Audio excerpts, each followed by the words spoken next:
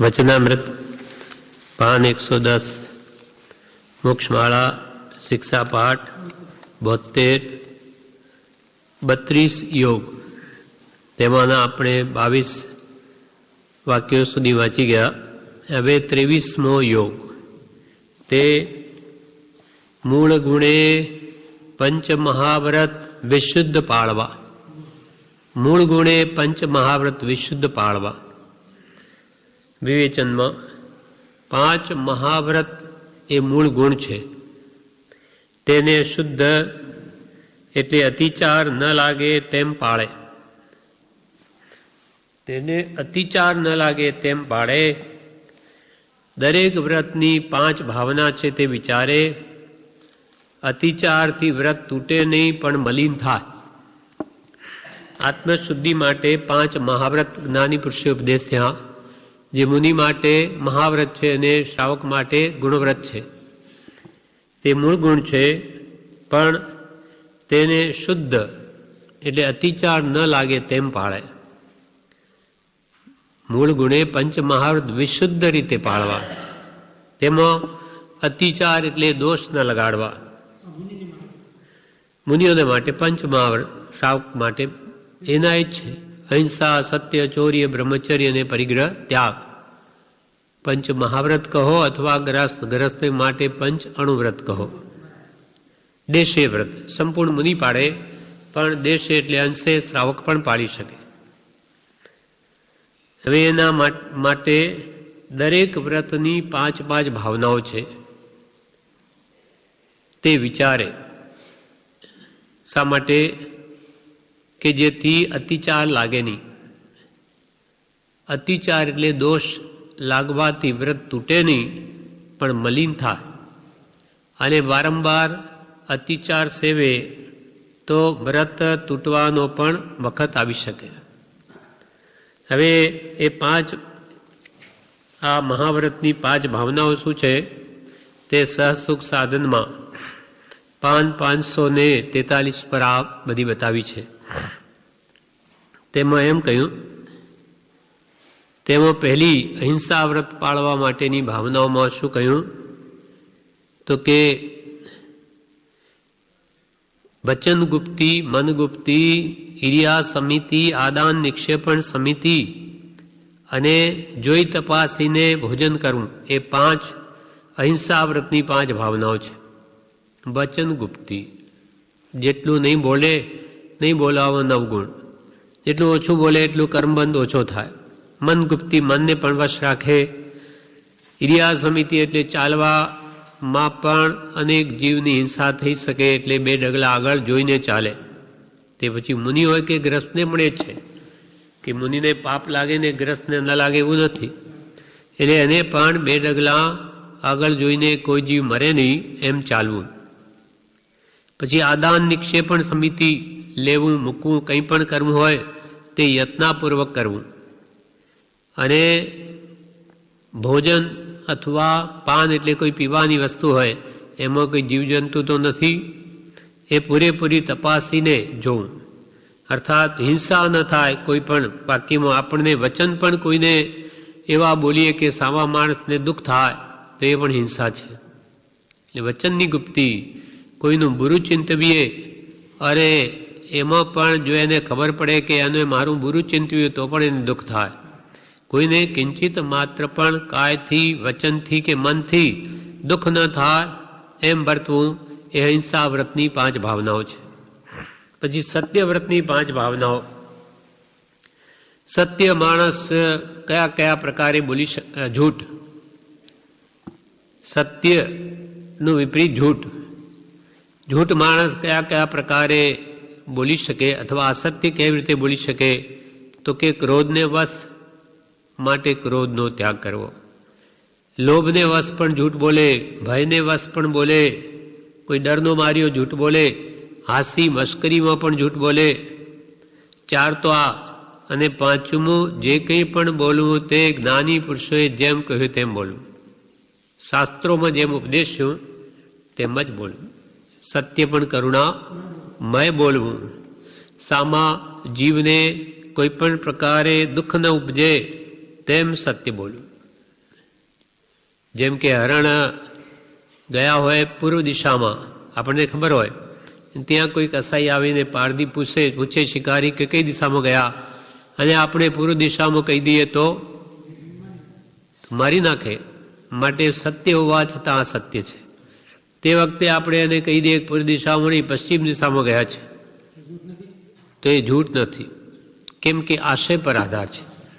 એનો આશય શું છે કે એને સત્ય વાત એ કરીશું તો બિચારા બધાના પ્રાણ ચાલ્યા જશે, એટલે એને આ દિશા બતાવીએ એટલે એને મળે નહીં, એટલે જીવો બચી જાય.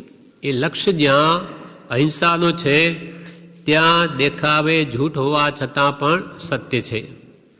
એમ સત્યવ્રતની 5 ભાવનાઓ: ક્રોધ, લોભ, ભય અને હાસ્ય 4ને વશ થઈ જીવ જૂઠ બોલે, માટે તે બોલવું નહીં, ધ્યાન રાખવું, અને શાસ્ત્રથી વિરુદ્ધ વચન બોલવું નહીં. એ સત્યવ્રતની 5 ભાવનાઓ છે. એટલે અહિંસા, સત્ય. હવે અચૌર્ય વ્રત. અચૌર્ય વ્રતની 5 ભાવનાઓ કઈ? તો કે શૂન્ય એકાંત જગ્યામાં રહેવું, ઉજ્જડ એવા સ્થાનમાં રહેવું, કોઈએ છોડી દીધેલા, પોતે જ્યાં હોય ત્યાં બીજા આવે તો ના નહીં પાડવો, અને કોઈ મનાઈ કરે ત્યાં રહેવું પણ નહીં. શુદ્ધ ભિક્ષામાં કંઈ અંતરાય થાય તો પણ એ ભિક્ષા લેવી નહીં.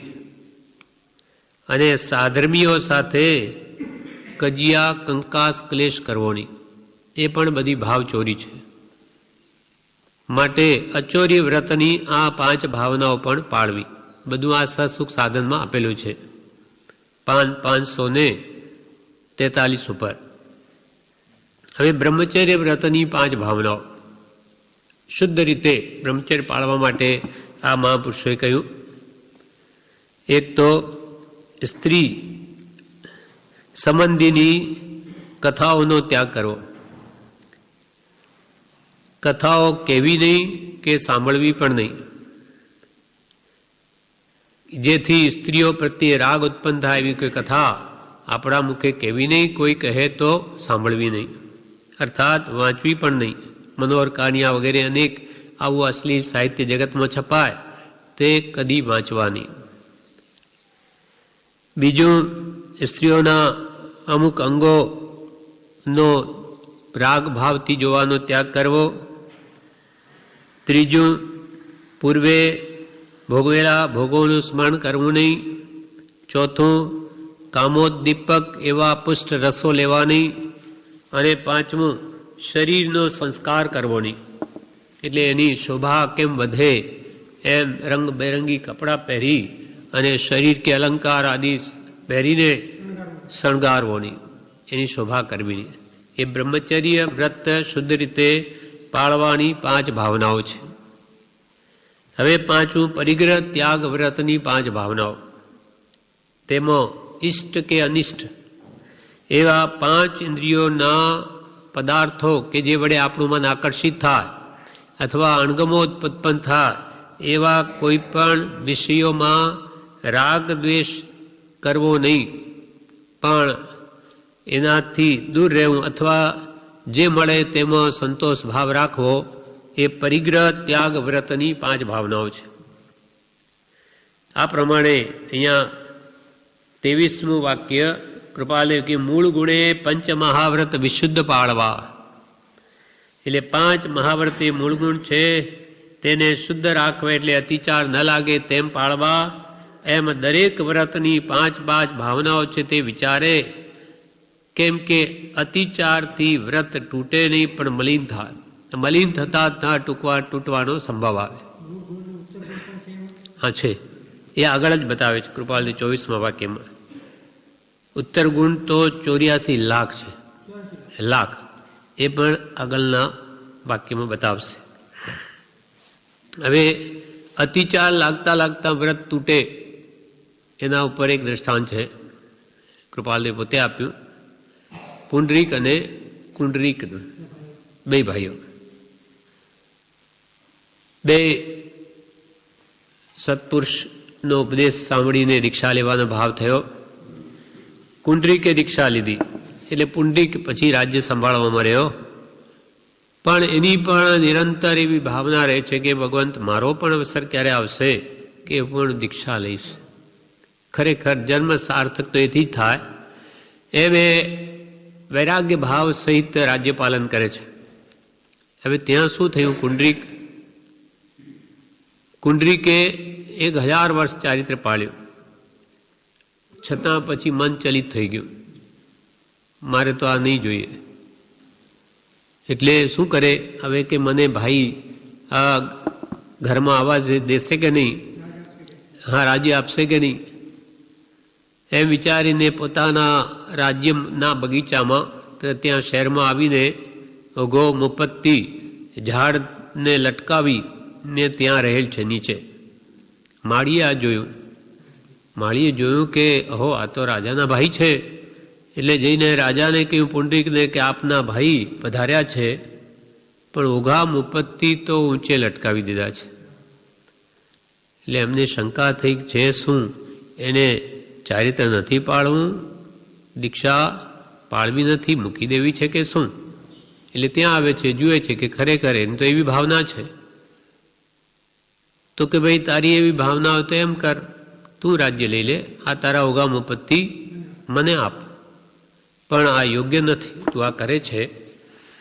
પણ હવે એને તો એવો જ પાપનો ઉદય, તે બુદ્ધિ કર્માનુસારિણી, એટલે વિનાશકાલે વિપરીત બુદ્ધિ સૂજી, એટલે નહીં કે મારે નહીં જોઈએ. પણ પુંડરીકે આ ગ્રહણ કરીને એવો નિર્ણય કર્યો રાજાએ, જે હમણાં રાજા છે, કે જ્યાં સુધી હું મારા ગુરુને મળું નહીં, કપડાં તો પહેરી લીધા, પણ હવે સદગુરુ પાસે જઈ ને એમની આજ્ઞાએ આ દીક્ષા ગ્રહણ નહીં કરું યથાર્થ, ત્યાં સુધી હું આહાર પાણીનો પણ ત્યાગ કરું છું. હવે રાજા કોમળ છે, પગમાં કંઈ પહેરે નહીં, ગુરુ પાસે જાય છે, જતાં જતાં રસ્તામાં અનેક, હવે એટલું કોમળ શરીર કોઈ દિવસ એટલે લોહી લુહાણ થઈ ગયા, અને એના ત્યાં પહોંચતા પહેલાં જ એમનો દેહાંત થઈ ગયો, સમાધિ મરણ થયું. કેમ કે રાજ્યમાં હતા ત્યારે ઉત્તમ ભાવના જ હતી, અને હવે એને તો 1000 વર્ષ રાજ્ય કર્યું, અને કુંડરીકે 1000 વર્ષ દીક્ષા પાડી, પણ અંતે ભાવથી છોડી દીધું બધું. પાપ પુણ્યના દળિયા પાપરૂપ કરી નાખ્યા. હવે શું થયું, કુંડરીક પાછો રાજ્યમાં આવ્યો, રાજા થયો, એટલે કોઈ એને એના સામંતો બધા એને સ્વીકારવા તૈયાર નથી કે આ આપણા આવા વૈરાગ્યવાન રાજાને તો એનો વેશ લઈ લીધો, પાછું રાજ્ય લઈ લીધું, સંયમ છોડીને. આ સેવવા યોગ્ય નથી.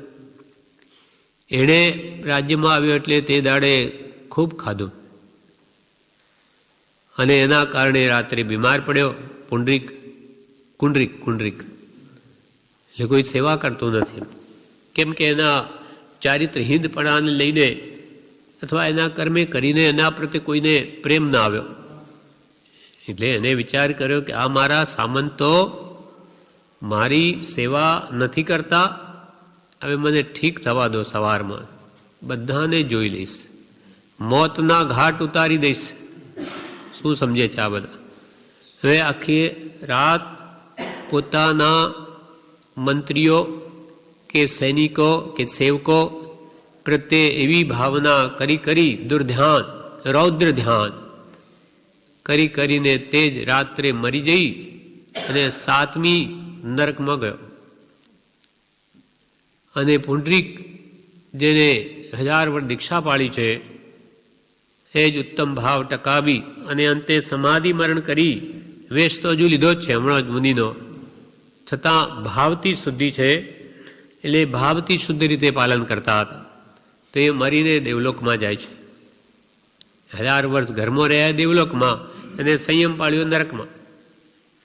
એટલે મહાપુરુષો કે પંચ મહાવ્રત લેવા તો શુદ્ધ રીતે પાળવા, નહીં તો લેવા જ નહીં. તમને કોણ કહે છે કે તમે દીક્ષા લ્યો? તમારી પૂરી યોગ્યતા હોય તો લો, નહીં તો ગ્રસ્ત રહીને પણ તમે ઉત્તમ રીતે જે આચાર છે તેનું પાલન કરો. મુનિના ધર્મ મુનિ આચાર લઈએ તો તે પ્રમાણે સંપૂર્ણ પાળવા, ગ્રસ્ત ધર્મ પાળીએ તો તે પ્રમાણે સંપૂર્ણ પાળવા, ને બ્રહ્મચર્ય વ્રત લઈએ તો તે પ્રમાણે વર્તવું. પછી વ્રત લઈએ ઊંચા અને કામ કરીએ નીચા તો એ પોતાનું પતન થાય અને એમાં ધર્મનું પણ ઉલ્લંઘન થાય, ધર્મની પણ નિંદા થાય. માટે એવા કામ કરવા નહીં. એટલે કૃપાલદેવ કહે કે શુદ્ધ રીતે મૂળ ગુણે પંચ મહાવ્રત વિશુદ્ધ પાળવા તો એને મોક્ષની સાથે જોડે એવો આ યોગ છે. ચારિત્ર ધર્મ એ મુક્તિનો શીઘ્ર ઉપાય છે, પણ જેમ ભગવંતે કહ્યું તેમ પાલન કરે તો, આજ્ઞા લઈને તોડે તો મુક્તિ ન મળે, એ તો વધારે મોટો અપરાધ કહેવાય. પંચ મહાવ્રતે મૂળ ગુણ છે, તેને શુદ્ધ એટલે અતિચાર ન લાગે તેમ પાડે. દરેક વ્રતની 5 ભાવનાઓ છે તે વિચારે. અતિચારથી વ્રત તૂટે નહીં પણ મલિન થાય, અને મલિન થતાં થતાં વ્રત ભંગ પણ થઈ જાય, મહાદોષ લાગે. માટે મૂળ ગુણે પંચ મહાવ્રત વિશુદ્ધ પાળવા. હવે વાક્ય 24મો યોગ. ઉત્તર ગુણે પંચ મહાવ્રત વિશુદ્ધ પાળવા. ઉત્તર ગુણે પંચ મહાવ્રત વિશુદ્ધ પાળવા, વિશેષ શુદ્ધિ સહિત પાળવા. 5 મહાવ્રતના 84 લાખ ઉત્તર ભેદ ગણાવ્યા છે. તે શુદ્ધ પાળવા. એ વ્રત તો વિશુદ્ધપણે પાળે, તેથી મોક્ષ માર્ગમાં એ આત્માનું જોડાણ થાય, તેથી તે યોગ છે. મૂલાચાર ગ્રંથ, આચારનો ગ્રંથ છે, મુનિ આચારનો. તેમાં 11માં શીલ ગુણ અધિકારમાં આ 84,000 ભેદ સ્પષ્ટ બતાવ્યા છે. 84 લાખ ભેદ સ્પષ્ટ બતાવ્યા. અને ધર્મામૃતમાં પણ 200 પેજ 204 અને 205 ઉપર એનું ટૂંકું વર્ણન છે. ધર્મામૃત પુસ્તક છે, આપણા આશ્રમથી જ પ્રકાશિત છે. એમાં સાગાર ધર્મામૃત અને અણગાર ધર્મામૃત, એટલે મુનિના આચાર અને ગ્રસ્તના આચાર કેવા હોવા જોઈએ એ બતાવ્યું. એમાં અમુક 40-50 ભેદ બતાવ્યા. પછી કે જે એકબીજાને ગુણાકાર કરવા એ વગેરે કે સ્પષ્ટ જાણવું હોય તો મૂળાચારમાં 11માં શીલ ગુણ અધિકારમાં જુઓ એમ લખ્યું છે. ત્યાં વધારે સ્પષ્ટતાથી આ 84 લાખ ઉત્તર ભેદ જણાવ્યા છે. એ બધાને કે છે શુદ્ધ રીતે પાળવા. જેમ કે પંચ મહાવ્રતની રક્ષા માટે સંયમના 12 ભેદ, 12 પ્રકારે સંયમ, 13 પ્રકારે સંયમ, 17 પ્રકારે સંયમ, એમ આ 84 લાખ ઉત્તર ભેદ પણ એમાં બતાવ્યા છે. તે વ્રતો વિશુદ્ધપણે જો પાડે તો જરૂર તે આત્માનું જોડાણ મોક્ષ સાથે થાય, અર્થાત તે મોક્ષને મેળવે. તેથી એ પણ એક યોગ છે. હવે 25મો વાક્ય. ઉત્સાહપૂર્વક કાયોત્સર્ગ કરવો. ઉત્સાહપૂર્વક કાયોત્સર્ગ આપણે જે કરીએ છીએ, સવારમાં ચૈત્યવંદન કરીએ ત્યારનો કાયોત્સર્ગ કરીએ છીએ, પછી પાછા ઊભા થઈએ ત્યારે એ પ્રકારનો કરીએ છીએ. સાંજે પ્રતિક્રમણ કરતા તેમાં કાયોત્સર્ગ કરે, ચૈત્યવંદનમાં કરે. તો એ કાયોત્સર્ગ કરતી વખતે શું ભાવ રાખવો તે બતાવે છે. એને કાયોત્સર્ગ એટલે શું, અને કાયોત્સર્ગ એટલે કાયાનું ઉત્સર્ગ. ઉત્સર્ગ એટલે કાયાની મમતાનો ત્યાગ. કાયાની મમતા એટલે આ કાયા મારી છે, આ શરીર મારું છે એવું છોડીને અમુક લોગસ વગેરે બોલે ત્યાં સુધી કાયા મારી નથી, હું તો આત્મા છું, એ લક્ષ્યમાં રહે તો જ એ ખરો કાયોત્સર્ગ છે. કાયાનો ઉત્સર્ગ, કાયાનો ત્યાગ કરીને એ થોડા સમય માટે આત્મભાવમાં રહે, હું આત્મા છું, દેહ મારો નથી.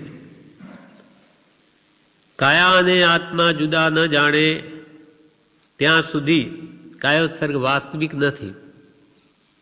કાયા ને આત્મા અથવા દેહને આત્મા ભિન્ન છે એમ કાયોત્સર્ગ વખતે ન જાણે તો કે છે એનો કાયોત્સર્ગ યથાર્થ નથી. કાયા અને આત્મા જુદા ન જાણે ત્યાં સુધી કરેલો કાયોત્સર્ગ વાસ્તવિક નથી.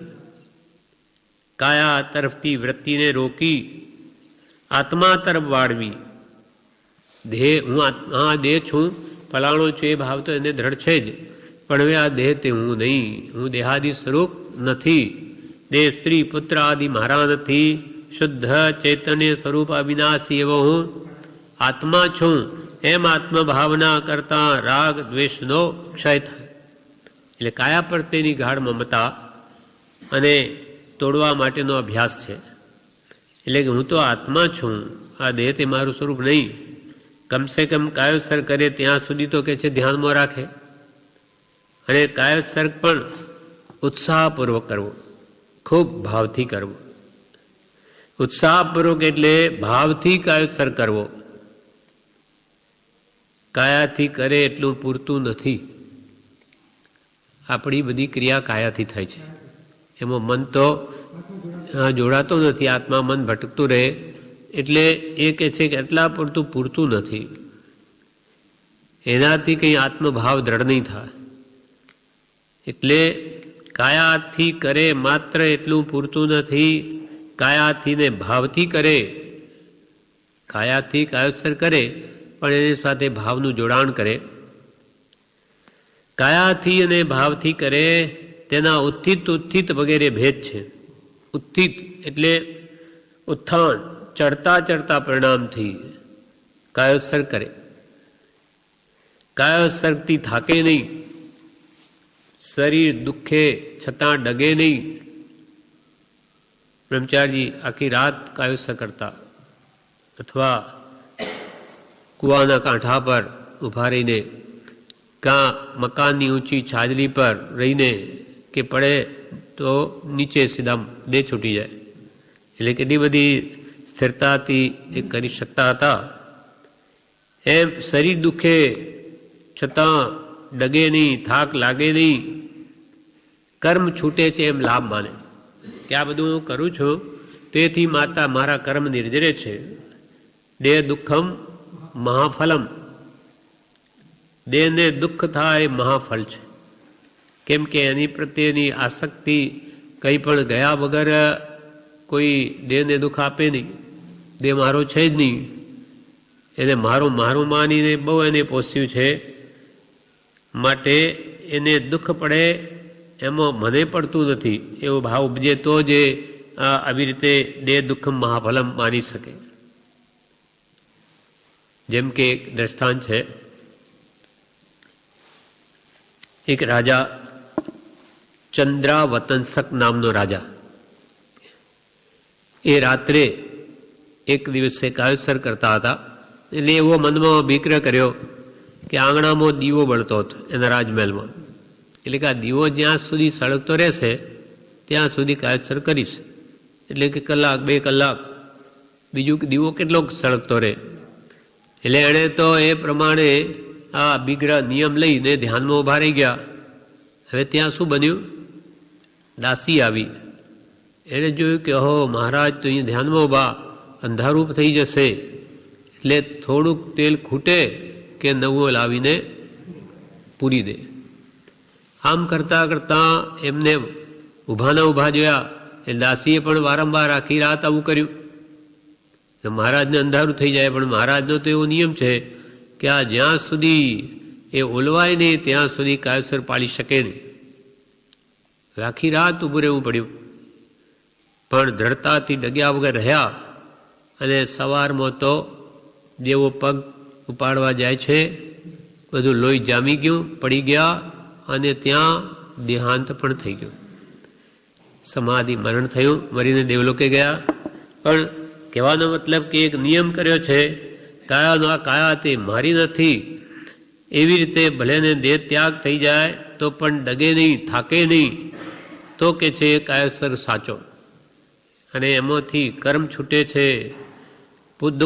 આ દુઃખ નથી પણ પૂર્વબદ્ધ વેદનીય કર્મની નિર્જરા છે એમ માને તો જ ઉત્સાહપૂર્વક કાયોત્સર્ગ થાય. અને ઉત્સાહપૂર્વક સાચા ભાવથી કાયસર કરે તો જ તે યોગ છે, તો જ એ મોક્ષની સાથે જોડી શકે.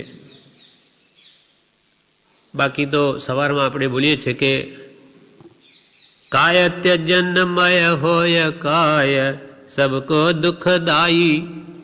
કાય ત્યજનમય, શરીર છોડવું પડે એ બધાને દુઃખરૂપ જ લાગે, છતાં પણ ઉત્તમ ભાવમાં રહેતા દેહનો ત્યાગ થાય તો એને સારું માને, દુઃખ ન માને કે આ મને હવે કાયા છૂટી જશે, એ તો અનાદિથી છૂટેલી છે, અનેક વાર છૂટે છે એમ માની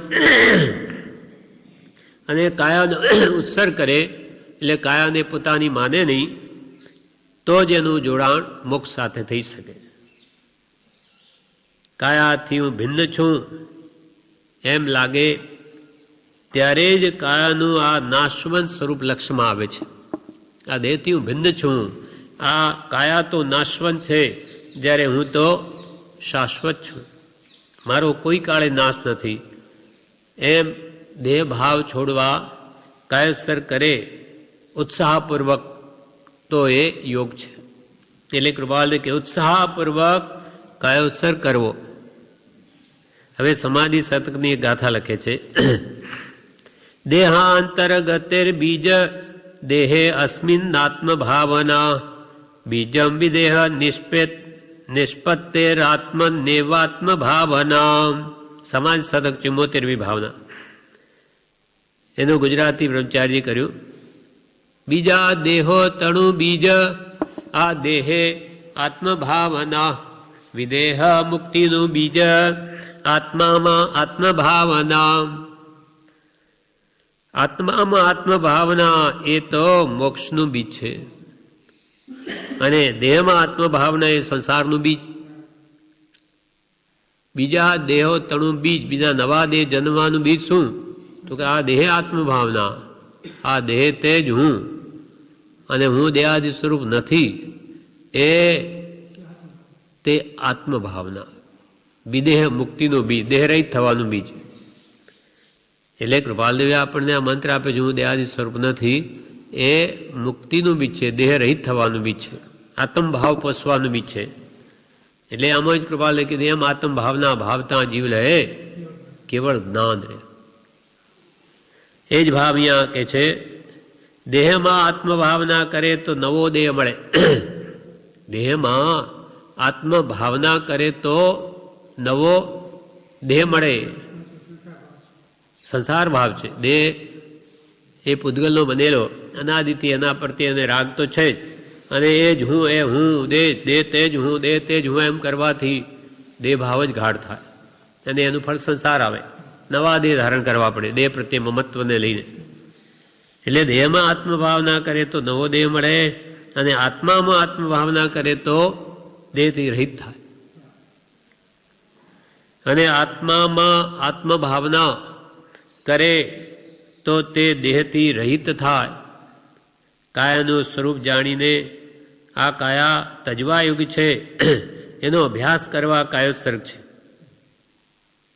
એટલે શરીર આ છે તો રોગ છે, શરીર છે તો આ જન્મ જરા મરણના દુઃખ છે, શરીર છે તો ચિંતા છે, શોક છે, ઇષ્ટ વસ્તુનો વિયોગ છે કે અનિષ્ટનો સંયોગ છે. શરીર જ ન હોય તો કોઈ દુઃખ જ નથી.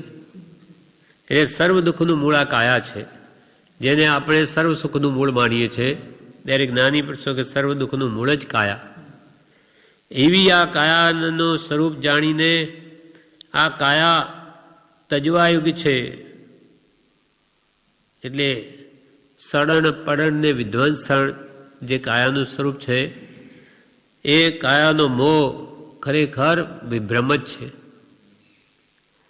એનો અભ્યાસ કરવા માટે આ કાયોત્સર્ગ છે કે કાયા તે મારી નથી. કાયાનું સ્વરૂપ જાણીને કાયા તજવાયુગ છે, એનો અભ્યાસ કરવા યુગ છે. આત્મભાવનાને અર્થે આત્મામાં રહેવા કાયોત્સર્ગ ઉત્સાહપૂર્વક કરવાનો છે. આત્મભાવના ને માટે પોતાના આત્મા આત્મામાં રહેવાનો અભ્યાસ કરવા માટે કાયોત્સર્ગ ઉત્સાહપૂર્વક કરવાનો છે. એમાં કંટાળો, થાક, ચલ વિચલતા વગેરે થાય છે, માટે ઉત્સાહપૂર્વક કરવા કહ્યું. કંટાળો આવે, કાયોત્સર્ગ કરવામાં થાક લાગે, કાં પછી ચલ વિચલ પરિણામ થયા કરે, માટે કે તમારા અંતરમાં આ ઉત્તમ ક્રિયા છે, એથી મારો દેહાધ્યાસ તૂટે, મારા આત્માનું બળ મળે, આત્મામાં આત્મબુદ્ધિ દ્રઢ થાય, એવો ભાવ આપણને એના પ્રત્યે થાય તો કાયોત્સર્ગ ઉત્સાહથી થાય. જેમ કે સહજાત્મ સ્વરૂપ પરમ ગુરુ આ મંત્ર આપણે બોલીએ તો કે એ તો સહજ આત્મ સ્વરૂપ, મારા આત્માનું શુદ્ધ સ્વરૂપ પંચ પરમેષ્ઠી જેવું છે, પરમગુરુ જેવો હું જેવો તેવો નથી, હું પણ પરમાત્મા જેવો છું. એવું એનું મહાત્મ્ય આપણને સમજાય તો એના પ્રત્યે વિશેષ ભાવ થાય અને એ આરાધવાનું મન થાય. એમ કાયોત્સર્ગનું મહાત્મ્યને લાગે તો જ એ ઉત્સાહપૂર્વક થાય. એટલે અહીંયા કે છે મુનિપણું પણ ઉત્સાહપૂર્વક પાળવા કહ્યું છે, કારણ કે તે અઘરું છે. મુનિપણાનું પાલન, સંયમ પાલન સહેલું નથી, અઘરું છે, પણ ઉત્સાહ હોય તો પાળવું સહેલું પડી જાય. હા, પૂર્વનો આરાધક હોય, 5 ઇંચના વિષયો પ્રત્યે આસક્તિ ન હોય તો એને તો સંયમ વધારે પ્રિય લાગે. ઉત્સાહપૂર્વક પાળવામાં 4 રીત છે, 4 પ્રકારે સંયમનું પાલન થાય કરે છે. એ પ્રકાર છે 4. એક તો કોઈ સિંહ વૃત્તિથી ચારિત્ર લે, ખૂબ ઉત્સાહથી, અને સિંહ વૃત્તિથી પાળે ઠેઠ મરણની છેલ્લી ઘડી સુધી, એવા બહુ ઓછા હોય. અને બીજા સિંહ વૃત્તિથી લે નહીં, શિયાળ વૃત્તિથી લે, એટલે એટલો બધો ઉત્સાહ નહીં શરૂઆતમાં, પણ જેમ જેમ આ શાસ્ત્રાભ્યાસ તત્વ એનું જાણપણું થાય તેમ તેમ પુરુષાર્થ વધે. એટલે લીધું ત્યારે કે શિયાળ વૃત્તિ જેવું, પણ પછી પાળે સંયમ વૃત્તિથી, સિંહ વૃત્તિથી. તો આ બે તો શુભ છે. અને બીજા બે અશુભ કયા? તો કે લે તો સિંહ વૃત્તિથી ઉત્સાહથી અને પાળે શિયાળ વૃત્તિથી. હવે જાણે આવી પડ્યું, શું કરીએ? હવે એને કેમ મૂકી દેવું? મરદારની જીતે પાળે તો એમાં કે ભલી વાર ના આવે. અને કોઈ એવા હોય કે જે શિયાળ વૃત્તિથી જ લે અને પાળે પણ શિયાળ વૃત્તિથી. એમ 4 પ્રકાર શાસ્ત્રોમાં કહ્યા. શ્રેષ્ઠ તો એ જ છે કે સિંહ વૃત્તિથી લે, સિંહ વૃત્તિથી નિયમોનો આચાર પાળવા જોઈએ, અથવા શિયાળ વૃત્તિથી લેવાઈ ગયા પણ જેમ જેમ તત્વજ્ઞાન વધે તેમ એનો ઉત્સાહ જો ખૂબ વધે તો બળવાન નિર્જરા થાય. એટલે મુનિ પણ ઉપર ઉત્સાહપૂર્વક પાળવા કહ્યું, કારણ કે તે અઘરું છે. એટલે શીઘ્ર સર્વ દુઃખનો નાશ કરવો હોય તો ઉત્સાહપૂર્વક કાયોત્સર્ગ કરવો, કાયાની મમતાનો ત્યાગ ઉત્સાહપૂર્વક કરવો. કાયા છોડવાનો વખત આવે, દેહ તો બધાનો જવાનો, મૃત્યુ સમય આવશે, તે વખતે પણ આ કાયા તે મારી નથી, હું તો સહજાત્મ સ્વરૂપમય શુદ્ધ આત્મા છું, મારું કોઈ કાળે મૃત્યુ નથી. એ ભાવ જો પહેલાં દ્રઢ કરેલો હોય તો એને મરણમાં કોઈ ડર નથી. તો એ મરણને પણ ઉત્સાહપૂર્વક ભેટે. મરણ મને છે જ નહીં, ન મે મૃત્યુ કતો ભીતિ. આ મૃત્યુ તો આ શરીરને છે, મને નહીં, એટલે મને ભય શાનો? એવો ભાવેલો હોય તો. અને સહજાત્મ સ્વરૂપ એ જ આત્મ ભાવના છે. એની વિશેષતા માટે આપણને બીજો મંત્ર કહ્યો કે આ સહજાત્મ સ્વરૂપની જે આત્મ ભાવના છે એ તમે ભાવો તો તમે કેવળ જ્ઞાન પાવો. એ આત્મ ભાવના ભાવતા જીવ લહે કેવળ જ્ઞાન રહે. સહજાત્મ સ્વરૂપ પરમગુરુ આત્મ ભાવના છે. આ મારું સ્વરૂપ છે, એને તમે મરણની છેલ્લી ઘડી સુધી ભાવો તો એ તમને ઠેઠ કેવળનાથ સુધી લઈ જશે. એટલે એનું કેટલું મહાત્મ્ય છે આત્મ ભાવનાનું. એ આત્મ ભાવના એટલે સહજાત્મ સ્વરૂપનું ધ્યાન કરવા માટેની જે પ્રશંસા, એ તો અજબ ગજબ વાત છે કે આત્મ ભાવના આજીવે ભાવી નથી. હું દેહાદિ સ્વરૂપ નથી, હું તો શુદ્ધ ચેતન સ્વરૂપ અવિનાશ એવો આત્મા છું. એમ આત્મભાવના ભાવતા તો જીવ લે કેવળ જ્ઞાન. આ પ્રમાણે 25મા વાક્યમાં કહ્યું કે ઉત્સાહપૂર્વક કાયોત્સર્ગ કરવો. હવે 26મું વાક્ય યોગનું પ્રમાદ રહિત જ્ઞાન ધ્યાનમાં પ્રવર્તન કરવું. પ્રમાદ રહિત જ્ઞાન ધ્યાનમાં પ્રવર્તન કરવું એટલે વિશેષ પુરુષાર્થ કરવા માટે તો આ મુનિપણું છે, પ્રમાદ કરવા માટે નથી. મુનિ થયા પછી બેસી રહેવાનું નથી. વિવેચનમાં કહે છે મુનિપણું શા માટે લીધું? અપ્રમત્ત રહેવા, કે સદા જાગ્રત રહી અને જેમાં કોઈ પ્રતિબંધ નથી, એકદમ નિવૃત્તિ છે. એટલે રાત દિવસ આત્મધ્યાન, ચિંતન, મનન, નિધિધ્યાસન કરી શકું. કોઈ વિક્ષેપ નથી, જ્યાં કોઈ પ્રતિબંધ નથી. એટલે મુનિપણું આત્મકલ્યાણ માટે સર્વશ્રેષ્ઠ છે. એટલે અહીંયા કહે છે કે મુનિ થયા પછી બેસી રહેવાનું નથી, પ્રમાદ રહિત થઈને જ્ઞાન ધ્યાનમાં પ્રવર્તન કરવું. ત્યાં પ્રમાદ તો પરમરીપુ મહાશત્રુ છે. પ્રમાદને ત્યાગ કરી, પ્રમાદને છોડી દઈ જ્ઞાન ધ્યાનમાં પ્રવર્તન કરે. ધ્યાન ન કરી શકે ત્યારે સ્વાધ્યાય કરે. મુનિનો મુખ્ય ધર્મ ગુપ્તી છે, આત્મધ્યાનમાં રહેવું. મન વચન કાયાના યોગને ગુપ્ત કરી સંકોચી અને ધ્યાનમાં રહેવું એ મુનિનો સૌથી પ્રાથમિક ધર્મ છે, કર્તવ્ય છે. પછી એ ધ્યાનમાં ન રહી શકે અને કર્મના ધક્કાથી બહાર આવે તો પછી 5 સમિતિમાં પ્રવર્તવું. એ સમિતિ ગુપ્તી અષ્ટ પ્રવચન માતા એ મુનિનો ધર્મ છે. મુખ્યત્વે તો ગુપ્તી જ મન વચન કાયાના યોગોને ધ્યાનમાં લઈ જવા, એકાગ્ર કરી અને મનને પણ પોતાના સહજાત્મ સ્વરૂપમાં સ્થિત કરવું.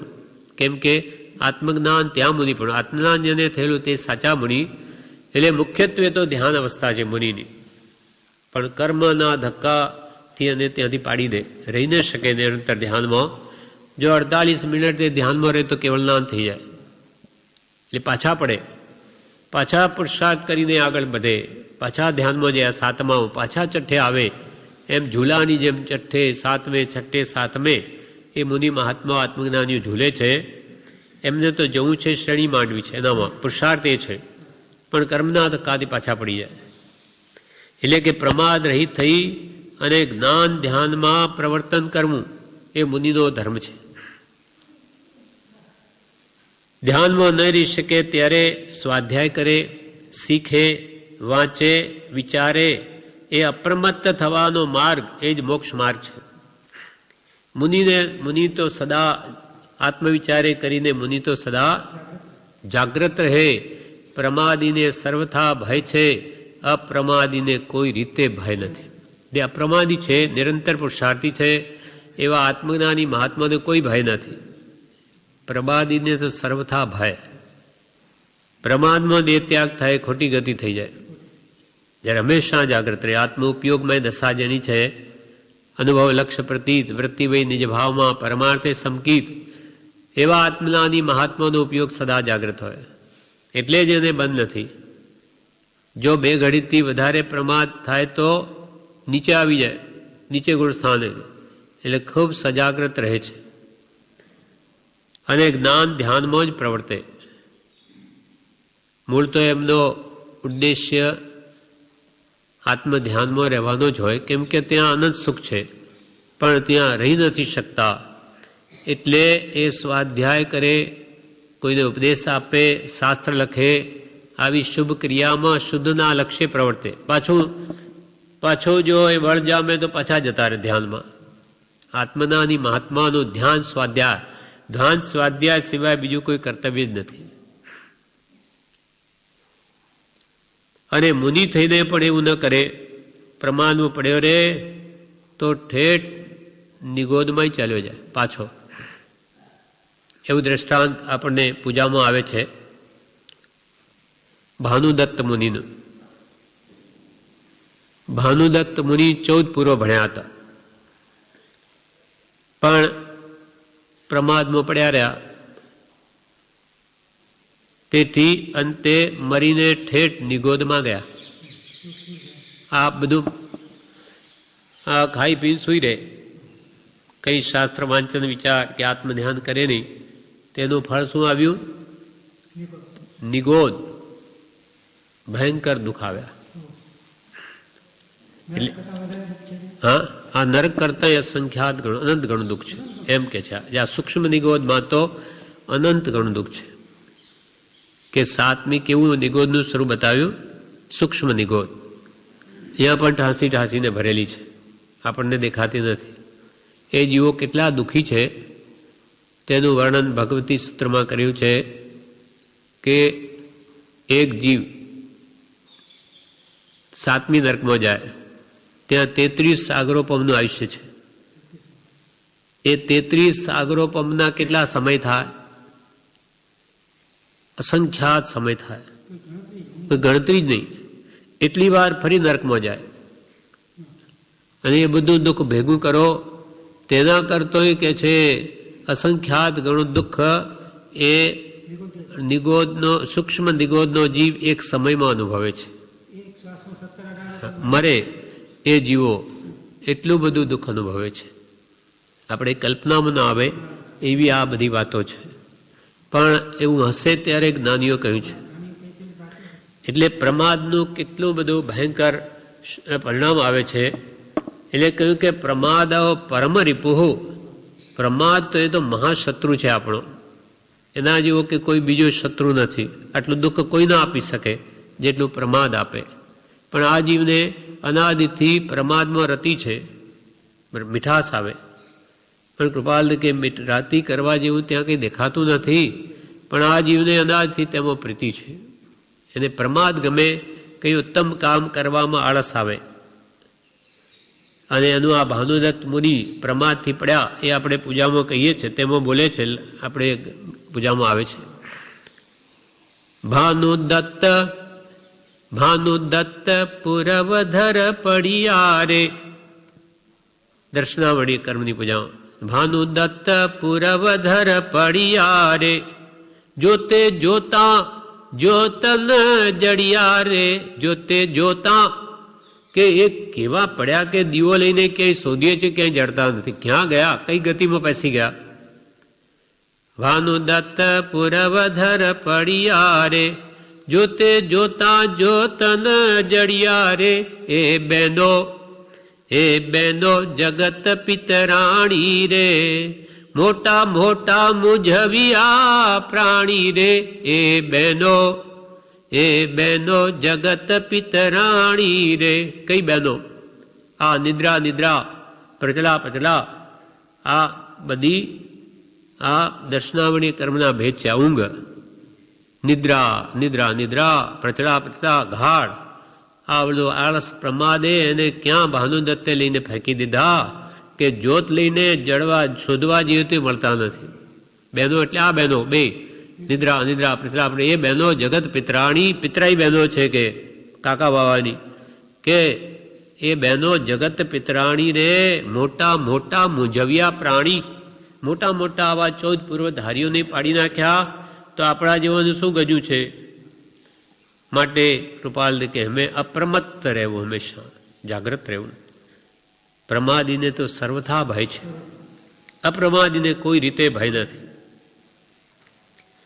એમ પ્રમાદ રહિત જ્ઞાન ધ્યાનમાં પ્રવર્તે એટલે કે હંમેશા પુરુષાર્થશીલ રહે તો એ યોગનું કામ કરે છે અને મોક્ષની સાથે જોડી દે. પ્રમાદ મોટામાં મોટો શત્રુ છે, તે મનુષ્ય ભાવ લૂંટી લે છે. માટે પ્રમાદ રહિત જ્ઞાન ધ્યાનમાં પ્રવર્તવું, પ્રમાદથી રહિત થઈને જ્ઞાન ધ્યાનમાં પ્રવર્તવું.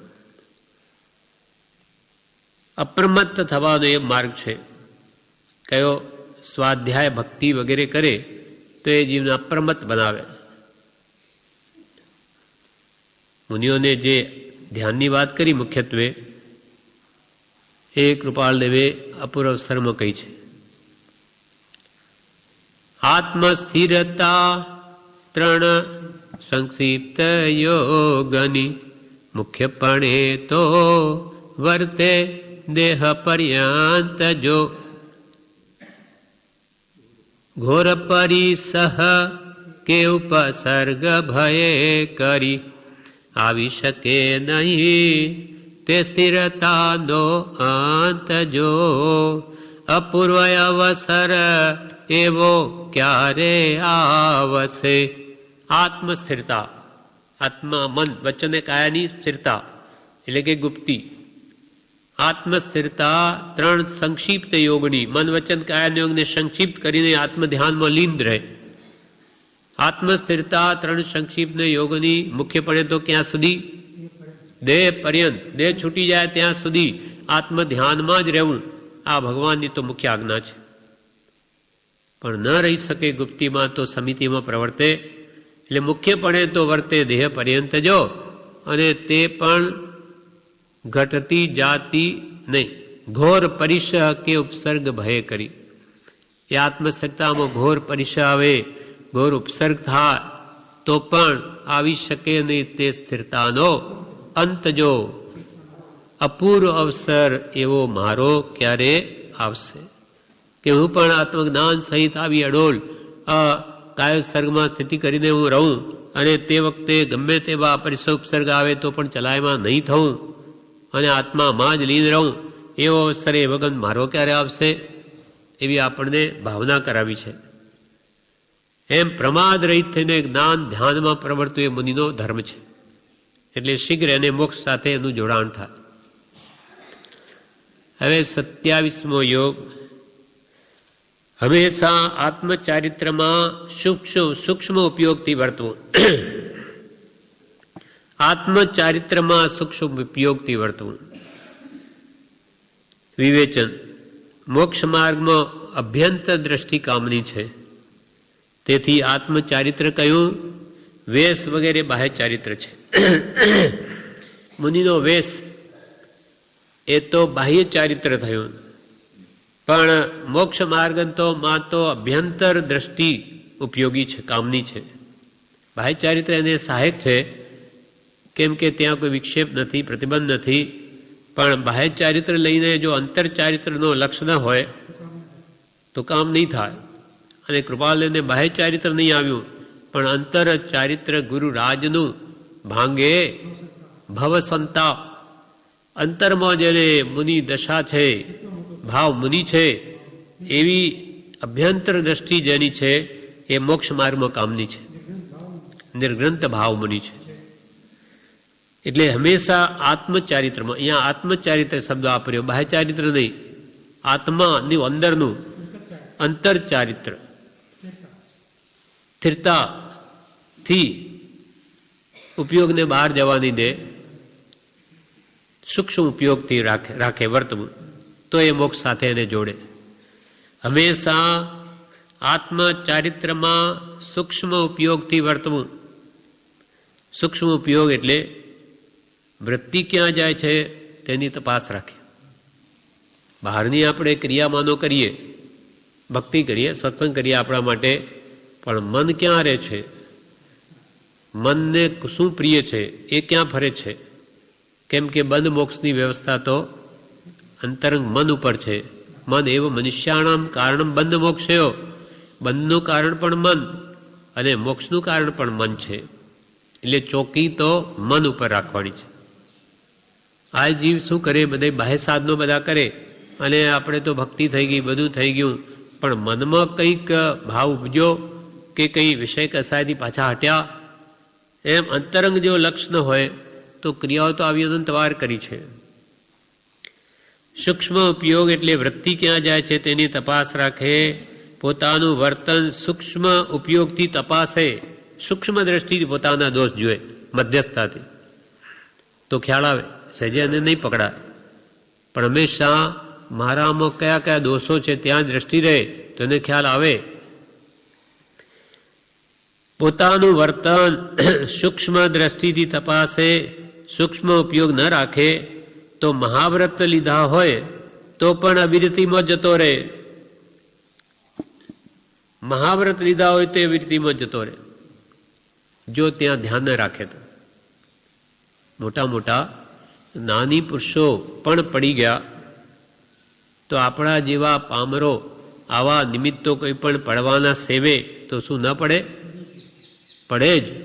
એ ભલે કે મારે તો કંઈ વાંધો નહીં, મને કંઈ આંચ ના આવે, એમ પોતે માને તેથી શું થઈ ગયું?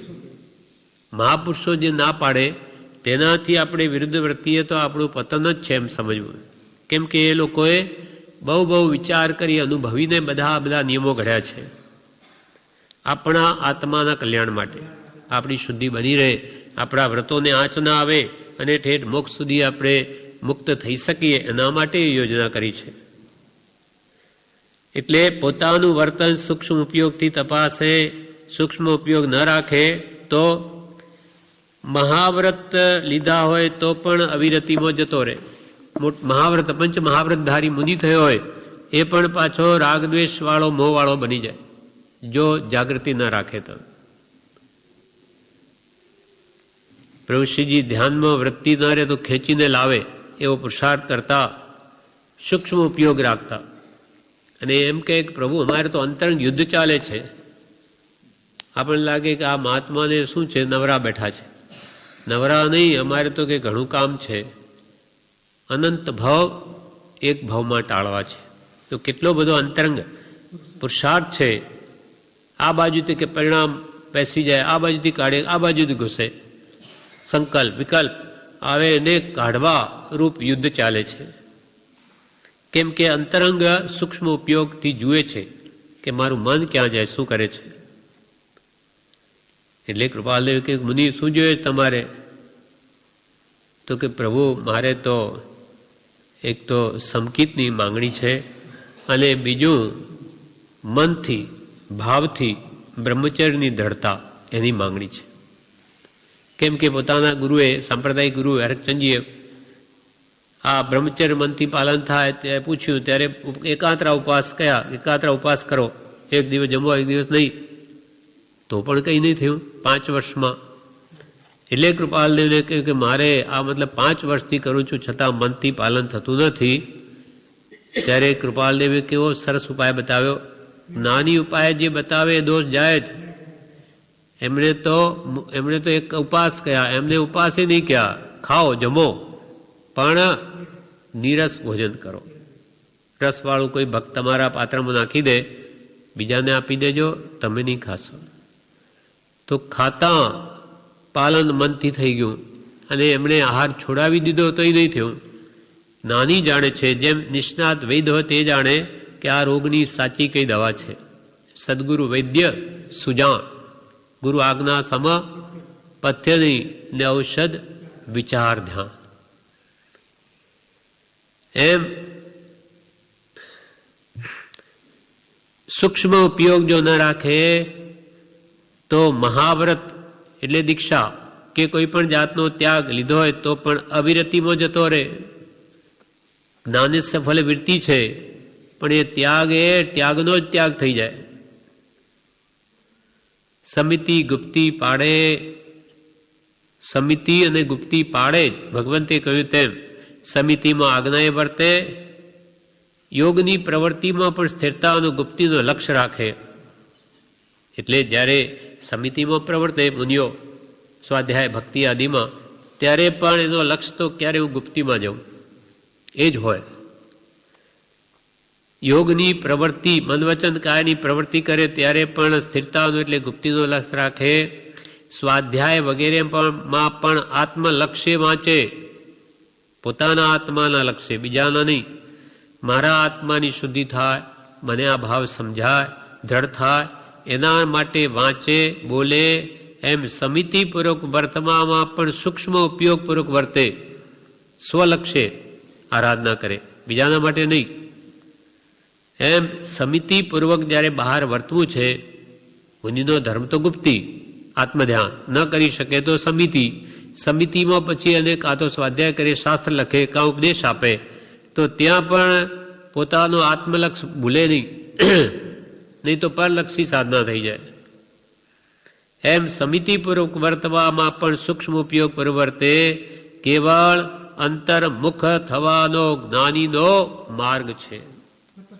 સતત અંતર્મુખ રહેવાનો જ્ઞાની પુરુષનો માર્ગ છે. એટલે જ મુનિને એકી જવું હોય તો ગુરુને પૂછવું પડે. તો કે આવો સાંકડો માર્ગ કેમ ઉપદેશ્યો? તો કે ત્યાં પણ ઉપયોગ બહાર જવા દેવો નહીં. એટલે તને એટલી જ આજ્ઞા આપીએ છીએ, બસ, વિશેષ નહીં. એમ કેવળ અંતર્મુખ ઉપયોગે વર્તવું એ જ જ્ઞાનીનો મુખ્ય ધર્મ છે, મુખ્ય માર્ગ છે. એ જ નિર્ગ્રંથનો પરમ ધર્મ છે. નિર્ગ્રંથ એટલે મુનિનો એ જ પરમ છે. નિર્ગ્રંથ સતત અંતર્મુખ ઉપયોગ. હા, ઉપયોગ એ સ્થિતિ. એટલે 27મો યોગ કે છે હંમેશા આત્મચારિત્રમાં સૂક્ષ્મ ઉપયોગથી વર્તવું. આત્માનું ચારિત્ર ભાવમન ક્યારે છે તેમાં સૂક્ષ્મ ઉપયોગ રાખીને વર્તવું, મન ઉપર ચોકી રાખવી, નહીં તો એ સત્યાનાશ વાળે છે. ક્ષણે ક્ષણે અનંત કર્મો ભાવથી બાંધી લે, માટે મન ક્યાં જાય છે એ ધ્યાન રાખવું. ઉપયોગ ઉપર ઉપયોગ રાખવો, કેમ કે ઉપયોગ એ જ સાધના છે, ઉપયોગ એ જ ધર્મ છે. અને સાધના પણ એ ઉપયોગ એવા આત્મધર્મને પામવા માટેનો ઉપયોગ હોય તો જ ઉપયોગની પ્રાપ્તિ થાય. જ્ઞાન ઉપયોગ, દર્શન ઉપયોગની પ્રાપ્તિ થાય. આ પ્રમાણે 27 યોગ કૃપાલદેવે જે કુલ 32 બતાવ્યા, 27 આજે વાંચ્યા, કાલે બધા પૂરા થઈ જશે.